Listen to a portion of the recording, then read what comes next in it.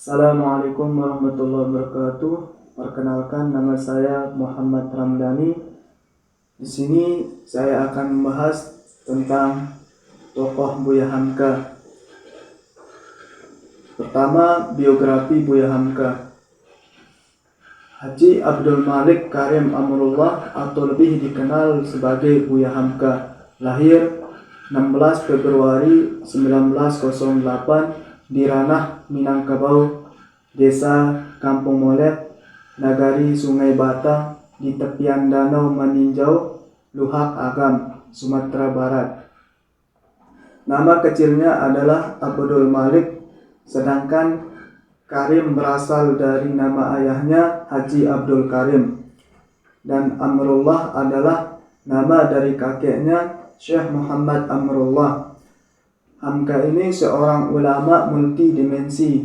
Hal itu tercermin dari gelar-gelar kehormatan yang disandangnya. Dia bergelar Datuk Indomo, yang dalam tradisi Minangkabau berarti pejabat pemelihara adat istiadat. Dalam pepatah Minang, ketentuan adat yang harus tetap bertahan dikatakan sebagai sebaris tidak boleh hilang, titik tidak boleh lupa. Gelar ini merupakan gelar pusaka turun-temurun pada adat Minangkabau yang didapatnya dari kakek garis keturunan ibunya. Engkau Datuk Rajo Endah nan Tuo penghulu suku Tanjung. Ayah Hamka ini bernama Muhammad Rasul.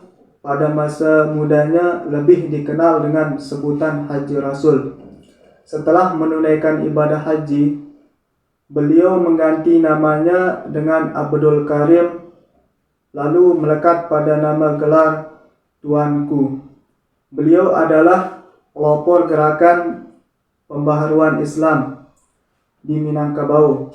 Haji Rasul ini adalah putra seorang ulama berpengaruh di Nagari Sungai Batang yang kemudian lebih dikenal sebagai wilayah Nagari Danau bernama Syekh Muhammad Amrullah. Pada 1956, Hamka selesai membangun sebuah rumah kediaman di Balangan Kebayoran Baru. Di depan rumah itu terdapat sebuah lapangan luas yang disediakan pemerintah untuk membangun sebuah masjid. Rencana pembangunan masjid itu membuat Hamka begitu gembira karena baginya apabila sebuah masjid berada di depan rumah, maka akan semudah mendidik anak-anak di dalam kehidupan Islam. Kemudian 2 tahun kemudian, sebuah peristiwa penting terjadi dalam hidup Hamka. Diundang oleh Universitas Punjab di Lahore, Pakistan, untuk menghadiri sebuah seminar Islam. Lalu di sanalah Hamka berkenalan dengan seorang pemikir besar Islam, Dr. Muhammad Al-Bahai. Usai mengikuti seminar, Hamka melanjutkan lewatan ke Mesir atas undangan Muktamar Islam yang sekretaris jenderalnya ialah Sayyid Anwar Sadat, salah seorang perwira anggota Dewan Revolusi Mesir.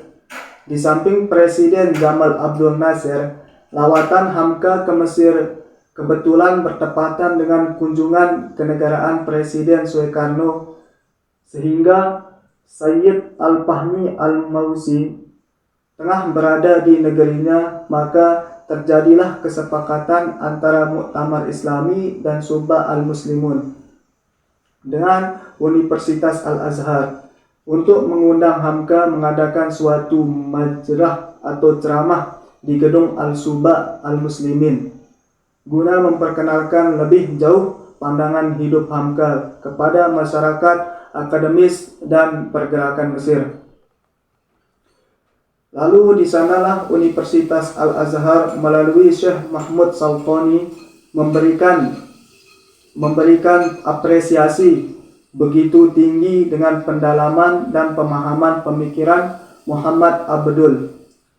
Usai kuliah umum di Mesir, Hamka melanjutkan lawatan ke Saudi Arabia dan dari sanalah Universitas Al-Azhar menganugerahkan gelar ilmiah tertinggi kepada Buya Hamka, yakni gelar Ustaziyah Faqihiyah, yaitu Dr. Honoris Causa.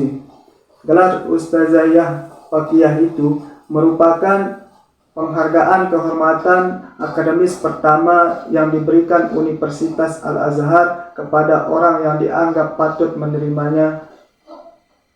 Hamka adalah orang pertama yang mendapatkan gelar Hajj dari Universitas Al-Azhar Kairo.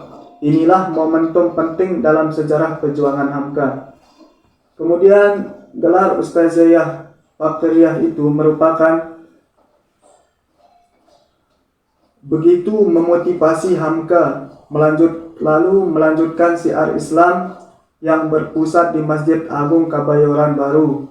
Hamka semakin sering menyampaikan pelajaran tafsir usai salat subuh, disebabkan oleh bermacam kegiatan pengajian dan khutbah Jumat Hamka yang memukan. Masjid Agung Kebayoran Baru pun mulai dipadati oleh jamaah. Kemudian adapun karya-karya Hamka, yang pertama falsafah hidup, kemudian yang kedua tasawuf perkembangan dan pemurnian sejarah Islam, kemudian yang ketiga revolusi ideologi dan keadilan sosial, kemudian pelajaran agama Islam, kemudian kedudukan perempuan dalam Islam, kemudian di bawah lindungan Ka'bah, kemudian ketenggelamnya kapal Van der Wijk, kemudian yang terakhir merantau ke Delhi. Kemudian pemikiran Buya Hamka tentang kontekstualisasi ummah yang berdasarkan dari tulisan yang berjudul Sejarah Kenabian dalam Perspektif Nuzuli Muhammad Izzah Darwah, karya Dr. Aksin Wijaya. Kemudian di sini beliau membahas pemikiran kontekstualisasi ummah ini menjadi 3 bagian. Yang pertama, Piagam Madinah. Prinsip yang digunakan dalam Piagam Madinah ini adalah ummah wahidah, karena Nabi menggunakan kata ini sebagai simbol kedekatan antara kelompok di Madinah. Hal ini dilakukan agar setiap kelompok yang ada di Madinah dapat bekerja sama sehingga tercapailah kedamaian dan masyarakat Madinah secara keseluruhan, lalu mendapatkan kesejahteraan lewat Piagam Madinah. Kemudian pemikirannya yang kedua, perpindahan kiblat. Selama 16 bulan Islam menghadap ke Baitul Maqdis.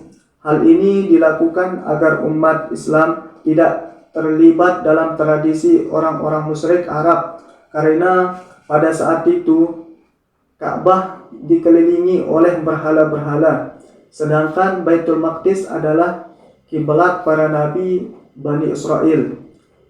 Kemudian perpindahan ini dijadikan propaganda oleh umat Yahudi kepada umat Islam untuk melemahkan iman mereka dengan berbagai argumen. Tidak hanya itu, orang-orang kafir Mekah juga menyindir umat Islam tentang perpindahan itu. Setelah pro kontra dan keresahan yang dilewati, lalu Allah memerintahkan untuk menghadap ke Ka'bah lagi sebagai jawaban atas doa Nabi Muhammad SAW. Kemudian yang ketiga, kaum Yahudi. Dalam tulisan tersebut menjelaskan beberapa perilaku umat Yahudi, di antaranya umat Yahudi melakukan tipu daya dengan berpura-pura beriman kepada Al-Quran, tetapi tujuan mereka adalah untuk berdebat tentang masalah agama agar umat Islam menjadi ragu dan bersekongkol dengan orang-orang munafik di sisi lain. Ada juga umat Yahudi yang mengambil sikap damai kepada umat Islam. Sebagian kecil dari mereka ada yang bertakwa kepada Allah, berwasiat tauhid kepada anak-anaknya, melarang mengubah kebenaran dan melepaskan diri dari hawa nafsu, yang kemudian Dalam Al-Quran menyebut mereka sebagai ummatun muqtasid. Kemudian berdasarkan kontekstualisasi hasil penafsiran Hamka tadi, dapat kita simpulkan bahwa ada dua hal yang menjadi solusi. Yang pertama, moderat. Moderat ini adalah sikap seseorang yang tidak berpihak kepada salah satu jika semisal terjadi perpecahan di tengah-tengah masyarakatnya. Kemudian yang kedua, taat. Taat ini adalah sebuah sikap yang melakukan semua ajaran-ajaran dan menjauhi larangan-larangannya yang diturunkan oleh Allah kepada Rasul-Nya hingga penerus-penerusnya. Jika kita dapat menerapkan hal ini, maka dapat mengetahui bagaimana peran kita sebagai umat Islam di tengah-tengah masyarakat. Mungkin hanya ini yang dapat saya sampaikan. Sekian, Assalamualaikum warahmatullahi wabarakatuh.